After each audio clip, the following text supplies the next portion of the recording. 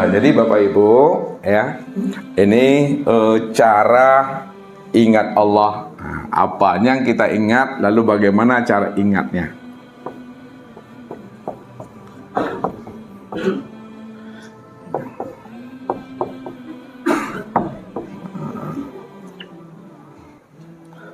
Jadi ingat Allah ini kita bagi Bapak Ibu ya,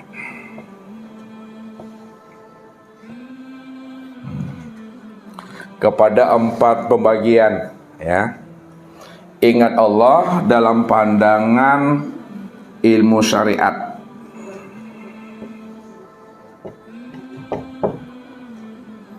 Ingat Allah dalam pandangan ilmu tarikat. Ingat Allah dalam pandangan ilmu hakikat. Ingat Allah dalam pandangan ilmu ma'rifat.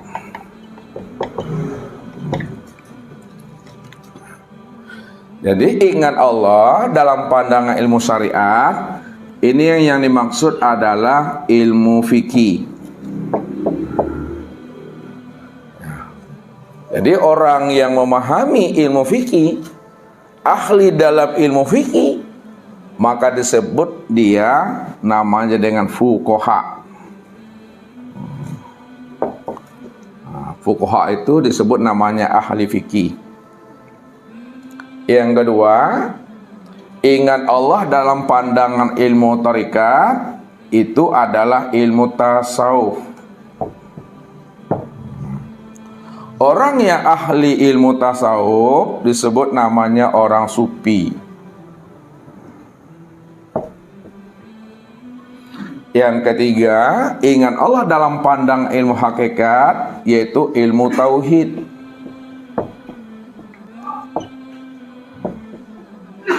Orang yang ahli dalam ilmu tauhid, ini disebut namanya ahli tahqiq.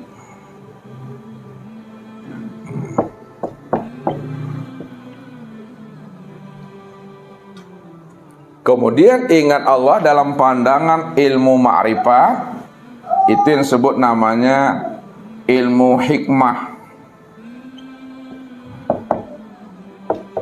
Orang yang ahli dalam ilmu hikmah, maka disebut namanya dengan hukama.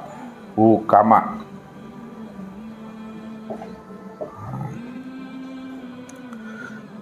Yang pertama Bapak Ibu kita lihat, mengingat Allah dalam pandangan orang ahli fikih atau fuqaha, maka yang diingatnya tentang Tuhan itu adalah lafaz Allah. Jadi kalau orang fikih, ahli syariat, ahli fuqaha, dia mengingat Allah, mengingat Tuhan itu, yang diingatnya itu adalah lafaz Allah. Yang diingatnya itu adalah asma Allah. Yang diingatnya itu adalah tulisan Allah. Yang diingatnya itu adalah huruf alif, lam, lam, ha. Itu yang pertama. Yang kedua, orang yang ahli tasawuf atau ahli sufi, dia mengingat Allah itu, yang diingatnya bukan nama Allah, tapi yang diingatnya itu adalah diri yang bernama Allah.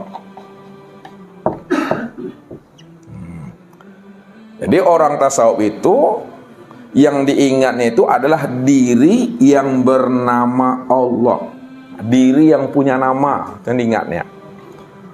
Kemudian orang ahli tauhid, ya ahli tahqiq, dia bukan mengingat diri yang punya nama, tapi dia betul-betul menyaksikan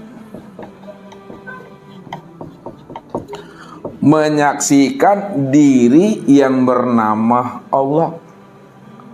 Itu orang tauhid tuh, orang ahli hakikat. Jadi dia itu betul-betul menyaksikan diri yang bernama Allah.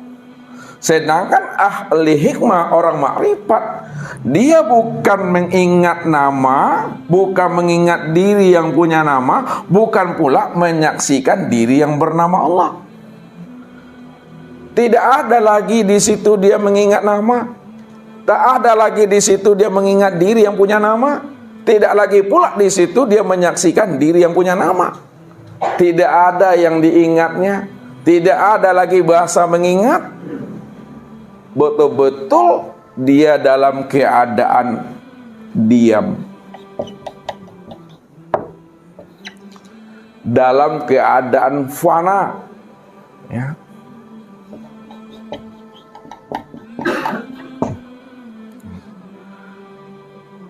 Itulah perbedaannya Bapak Ibu. Lalu bagaimana kita memahaminya satu-satu dari 4 derajat ilmu ini sesuai dengan pandangan para ulama, fuqaha, sufi, tahqiq dan hukama. Kita lihat yang pertama. Dalam pandangan ilmu syariat yang disebut orang ahli fikih, dia mengingat Allah itu, yang diingatnya itu adalah lafaz Allah, kalimat Allah. Kalaulah lafaz Allah yang diingat, asma Allah yang diingat, lafzul jalalah yang diingat, ini yang dikatakan Rabb menurut mereka, ini yang dianggapnya Tuhan bagi mereka, lalu ditanamkannya dalam akalnya, dihunjamkannya ke dalam hati, dibayangkannya huruf Allah, tulisan Allah dalam akal dan hatinya. Itu artinya dia telah terang-terangan, telah nyata-nyata menjadikan huruf Allah, lafaz Allah menjadi berhala di dalam akal pikir dan hatinya. Samalah mereka itu taubahnya seperti umatnya Nabi Musa itu. Makanya Allah katakan, innakum zalamtum bi anfusikum bi ikhazikumul ajlah. Sesungguhnya kamu telah berbuat zalim terhadap dirimu sendiri, disebabkan karena kamu telah menyembah patung anak sapi yang dipahat, yang diukir di dinding-dinding batu. Itu yang disembah mereka. Bagi kita sekarang, walaupun tidak menyembah namanya anak patung yang terukir, yang terpahat di dinding-dinding batu cadas, namun pada saat dia menyembah tulisan Allah, menyembah asma Allah, menyembah huruf Allah, alif lam lam ha, lalu ditanamkan dalam pikiran dan hatinya, dipandangnya itu sebagai Robnya, sama saja Bapak Ibu, artinya dia menyembah anak patung itu, anak sapi itu, ya. Walaupun wujudnya berbeda, namun hakikat yang disembahnya adalah sama-sama berhala. Yang satu yang menjadikan tulisan Allah menjadi berhala dalam hati dan pikirannya, dan yang satu lagi menjadikan patung anak sapi itu menjadi berhala dan sembahan dalam pikiran hatinya itu. Inilah ibadah yang tertipu. Ini yang diingatkan Allah kepada kita sebenarnya.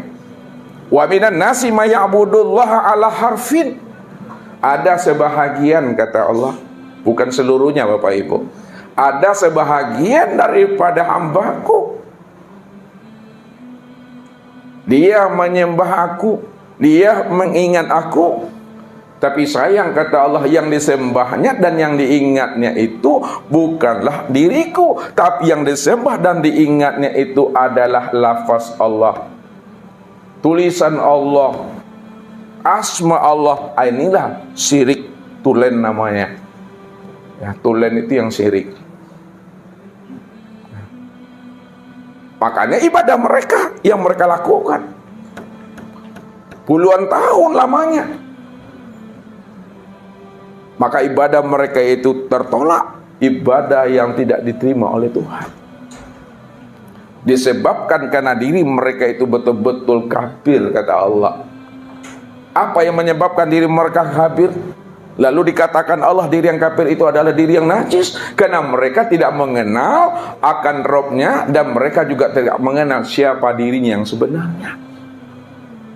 Makanya orang yang tidak mengenal Allah dan tidak mengenal siapa rahasia dirinya, maka dikatakan Allah, innamal musyrikuna najasun.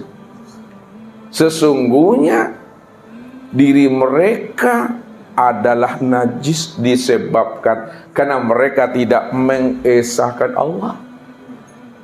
Apa sebabnya mereka tidak mengesahkan Allah? Karena mereka tidak mengenal Tuhannya. Mereka tidak mengenal siapa dirinya. Kalaupun mereka mengatakan mengenal Allah, mereka bertuhan kepada Allah itu hanya bertuhan sebatas mengenal huruf, mengenal nama, tapi tidak mengenal diri yang punya nama. Ini ibadah yang tertipu, ibadah yang sia-sia, amal yang fata morgana namanya Bapak Ibu. Ya. Ini yang mesti kita pahami. Ya.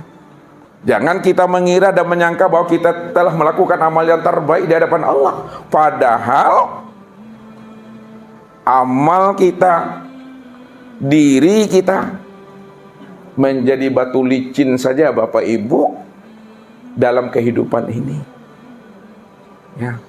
Sholat subuh yang kita dirikan karena kita tak mengenal Allah, itu syirik, dosa. Sholat zuhur yang kita dirikan karena tidak mengenal Allah, itu syirik, dosa. Setiap sholat berdosa, setiap beribadah berdosa, karena dia tidak mampu mengenal yang ia sembah itu. Ya. Percuma amal ibadahnya Bapak Ibu, tidak ada artinya. Ya. Jadi hidup mereka itu berada selalu di dalam lingkaran setan.